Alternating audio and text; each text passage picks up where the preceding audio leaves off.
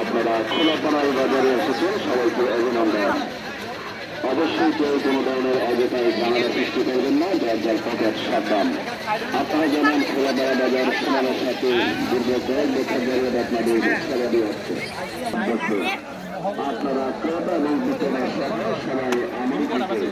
আগামীকাল শরীফপুর কেন্দ্রে ডিজিটাল মাঠে কোরবানির পশু হাট বসবে, আপনারা সবাই আমন্ত্রিত।